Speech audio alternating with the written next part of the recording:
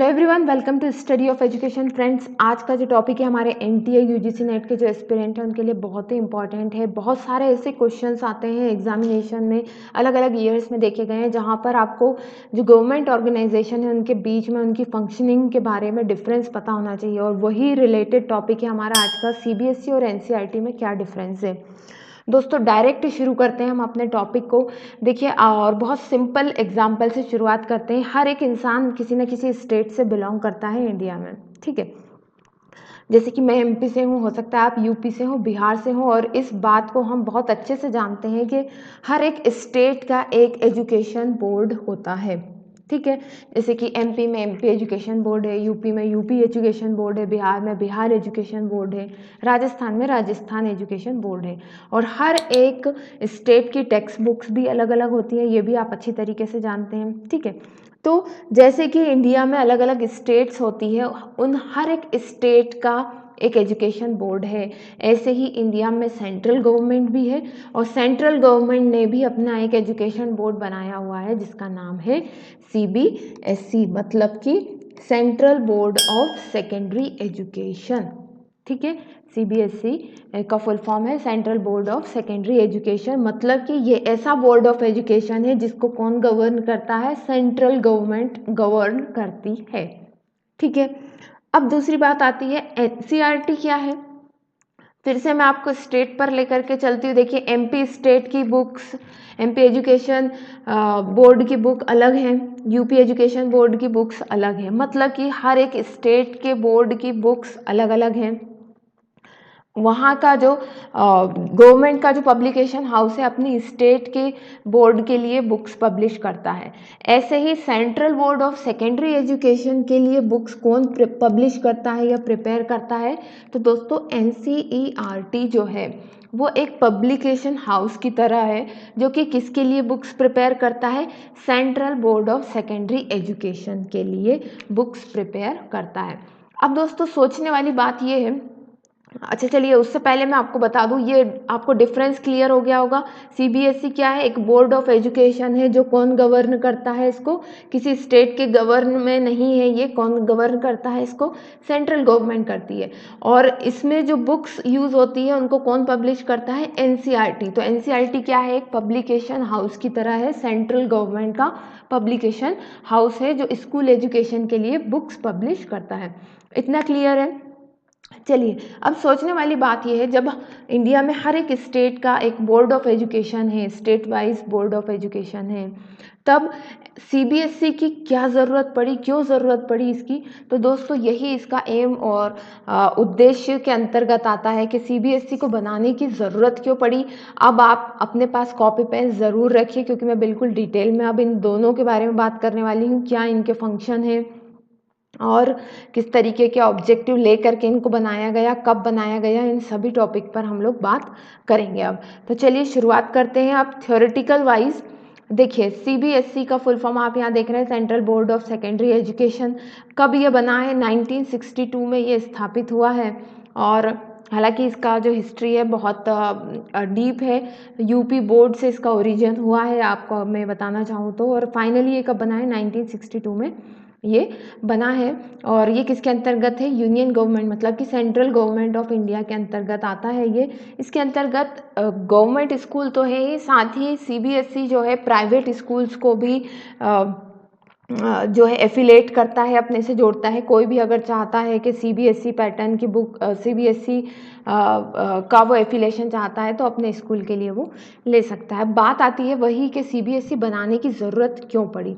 देखिए दोस्तों, आप में से बहुत सारे बच्चों के पेरेंट्स जो हैं सेंट्रल गवर्नमेंट जॉब में होंगे, ठीक है। जब जॉब में है तो सेंट्रल गवर्नमेंट की जॉब में ये एक क्लॉज रहता है कि वहाँ पर एक लिमिटेड टाइम के बाद जो है ट्रांसफ़र होता है, ठीक है। तो जो सेंट्रल गवर्नमेंट के जो एम्प्लॉय होते थे, जब उनका स्टेट टू स्टेट ट्रांसफ़र हो जाता था, तो क्या होता था वहाँ पर उनके बच्चों को, जब वो एडमिशन लेने के लिए जाते थे, अगर स्टेट बदल गई, तो जैसे मैंने आपको बताया हर एक स्टेट के बुक्स अलग हैं, बुक्स में करिकुलम अलग है, और तब ऐसे में क्या होगा, उनकी पढ़ाई पर कोई इफ़ेक्ट ना हो, इसलिए सीबीएसई को बनाया गया। मतलब कि एक स्टेट से दूसरी स्टेट में जब भी कोई पेरेंट का ट्रांसफ़र होगा तो वो बच्चा कैसे स्कूल में एडमिशन लेगा, सीबीएसई के स्कूल में एडमिशन लेगा। क्यों? क्योंकि वहाँ पर जो है सिलेबस या बुक्स आप कह सकते हैं सेम रहेगी, क्योंकि सीबीएसई स्कूल्स में सिर्फ कौन सी बुक्स चलती हैं, एनसीईआरटी की। एनसीईआरटी क्या है? सीबीएसई का पब्लिकेशन हाउस है। ठीक है, तो आप समझ पा रहे हैं सीबीएसई बनाने की ज़रूरत क्यों पड़ी। सेंट्रल गवर्नमेंट की जॉब में जो लोग होते थे उनका जॉब कैसा होता है, ट्रांसफरेबल जॉब होता है। हर एक लिमिटेड 3 ईयर्स के बाद वहाँ पर जो है ट्रांसफ़र होता है, तो उनके बच्चों की पढ़ाई पर इफ़ेक्ट ना पड़े इसलिए उनके बच्चे सीबीएसई स्कूल में पढ़ते हैं। ठीक है, सीबीएसई स्कूल में ही क्यों पढ़ते हैं? क्यों? क्योंकि सीबीएसई स्कूल का जो है सिलेबस कह सकते हैं आप, या बुक्स हमेशा सेम रहती है, थ्रू आउट इंडिया वो सेम रहेगी। एनसीईआरटी बुक्स उनमें चलती है जिससे कि उनकी पढ़ाई पर कोई इफ़ेक्ट नहीं पड़ता है। आप सपोज़ करके देखिए, आप अगर यूपी में हैं और आप यूपी से एमपी में आ जाते हैं तो बुक्स डिफरेंट हो जाएंगी, तो फिर बच्चा अपनी पढ़ाई कैसे कंटिन्यू कर पाएगा। ठीक है, तो देखिए उसका रीज़न यहाँ पर दे रखा है, the main objective where is to serve the educational institution more effectively, to be responsive to the educational needs of those students whose parents were employed in central government had frequently transferable jobs। तो आप ये समझ गए होंगे CBSE क्यों बनाया गया, central government के एम्प्लॉय के लिए बनाया गया। क्यों? क्योंकि सीबीएसई में जो सिलेबस रहता है वो थ्रू आउट द कंट्री क्या रहेगा, सेम रहेगा, क्योंकि वहाँ पर एनसीईआरटी की बुक्स से पढ़ाया जाता है। ठीक है, चलिए ऑब्जेक्टिव्स ऑफ सीबीएसई। सीबीएसई को किन ऑब्जेक्टिव्स को ध्यान में रख करके बनाया गया? तो definitely to define appropriate approach of academic activity to provide stress free, child centred and holistic education to all children without compromising on quality. तो सीबीएसई जो है उसमें जो पढ़ाई कराई जाती है उसका मेन अप्रोच कैसा होता है, स्ट्रेस फ्री रहता है, चाइल्ड सेंटर्ड, बच्चे को ध्यान में रख के, holistic education for all children, मतलब हर तरीके की एजुकेशन दी जाती है वहाँ पर, without compromising on quality, quality में कोई कॉम्प्रोमाइज़ वहाँ पर नहीं किया जाता है। Now innovation in teaching learning methodology by devising students friendly and student centred paradigms. मतलब क्या हुआ, टीचिंग लर्निंग की जो मेथड्स है वहाँ पर स्टूडेंट फ्रेंडली होती है, स्टूडेंट आसानी से उसको समझ सकता है और हर एक बच्चे को फोकस में रख करके वहाँ पर टीचिंग लर्निंग मेथड्स यूज़ की जाती है। Reform in education and evaluation practices. और सीबीएसई का मेन ऑब्जेक्टिव क्या है, अलग अलग तरीके से वो एग्जामिनेशन कराता है। आप देखते होंगे हर साल सीबीएसई की जो एग्जामिनेशंस होती हैं उनमें एग्ज़ाम का पैटर्न भी बदल जाता है, जो मोर स्टूडेंट फ्रेंडली हो, बच्चे अच्छे से स्कोर कर पाएँ, और इवेल्युएशन प्रैक्टिसेस भी है वो अपनी लगातार चेंज करता रहता है। ठीक है, सेम एक पैटर्न पर नहीं चला जाता वहाँ पर। Now skill learning by adding job oriented and job linked inputs. और आप ये भी देखेंगे कि एक कॉमन जो स्टेट एजुकेशन बोर्ड होती है उससे बहुत ज़्यादा डिफरेंट कोर्सेज या आप कह सकते हैं सब्जेक्ट सीबीएसई स्कूल्स में आपको मिलेंगे। वहाँ पर सीबीएसई स्कूल्स में आपको अभी से जो है आर्टिफिशियल इंटेलिजेंस हो गया या होटल मैनेजमेंट हो गया, है ना, एंड कंप्यूटर से रिलेटेड मेन सब्जेक्ट्स दिए जाते हैं, जबकि स्टेट गवर्नमेंट में ऐसी कोई फैसिलिटी नहीं होती है। Now regularly updating pedagogical skill of the teachers and administrator by contributing in service training programme and workshop. और जो सीबीएसई स्कूल में पढ़ाने वाले टीचर्स होते हैं उनको इन सर्विस मतलब जॉब में रहते हुए अलग अलग तरीके के जो नए टीचिंग मेथड्स आ रहे हैं, पढ़ाने का नया तरीका, इसकी ट्रेनिंग दी जाती है ताकि वो जो बदलता हुआ इन्वायरमेंट है उसके साथ अपनी टीचिंग को भी इम्प्रूव करते रहें। क्या क्या नई टीचिंग मेथड्स आ गई हैं उनको अपनी टीचिंग में एम्प्लॉय कर सकें या इम्प्लीमेंट कर सकें। चलिए आगे बढ़ते हैं, अब बात करते हैं हम लोग एनसीईआरटी की, the national council of educational research and training. तो एनसीईआरटी का क्या है यहाँ पर देखिए, it is an autonomous organisation set up in 1961 by government of India. तो 1962 में सीबीएसई बना है, 1961 में एनसीईआरटी बना है। जैसा कि मैंने आपको बताया सीबीएसई का हिस्ट्री बहुत पुराना है, 1952 का है एक्चुअली में वो, है ना। यूपी गवर्नमेंट से रिफॉर्म होते होते सीबीएसई बना है।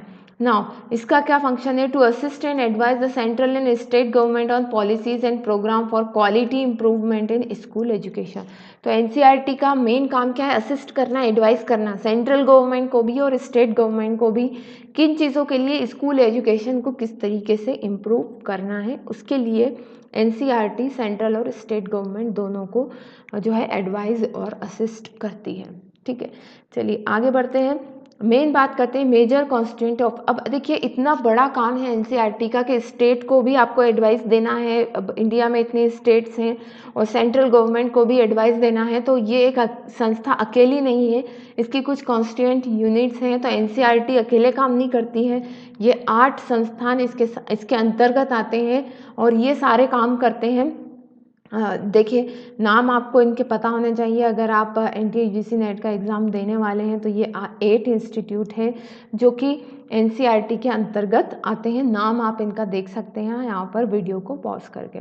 चलिए आगे बढ़ते हैं हम लोग। अब देखते हैं कि इन एनसीईआरटी और जो इसकी कॉन्स्टिट्यूएंट यूनिट है उनका मेन फंक्शन क्या है? Undertake, promote and coordinate research in area related to school education. School education में नई नई चीज़ों को प्रमोट करना, अगर कोई नई चीज़ या कोई नई रिसर्च स्कूल एजुकेशन से रिलेटेड हुई है तो उसको बढ़ावा देना और कोऑर्डिनेट करवाना, मतलब कि एक स्टेट के लोगों को उससे ने जो रिसर्च करी है दूसरे स्टेट के लोगों को बताना, इस तरीके से कोऑर्डिनेट करना। Prepare and publish model text book, supplementary material, newsletter, journal, develops educational kits, multimedia, digital material etcetera. तो इन सब चीज़ों को पब्लिश करना, जैसे कि मैंने आपको बताया एनसीईआरटी क्या है? एक तरीके का पब्लिकेशन हाउस भी है। Organise pre service and in service training of teachers. Teachers के लिए इन सर्विस और प्री सर्विस, मतलब कि जो टीचर बनने वाले हैं उनको पहले ट्रेनिंग देना, तो प्री सर्विस। और जो टीचर हैं एक्चुअली में गवर्नमेंट संस्थान में उनको ट्रेनिंग देना बीच में, तो वो क्या कहलाएगा? In service. तो ये ट्रेनिंग भी देती है टीचर्स को। Develop and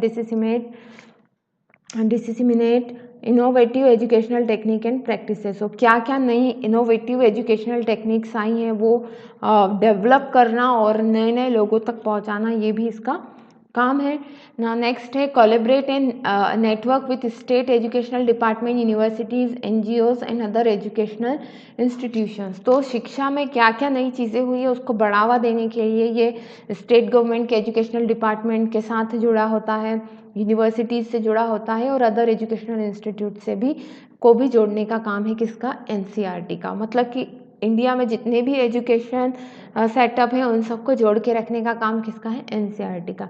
act as a nodal agency for achieving the goal of universalisation of elementary education.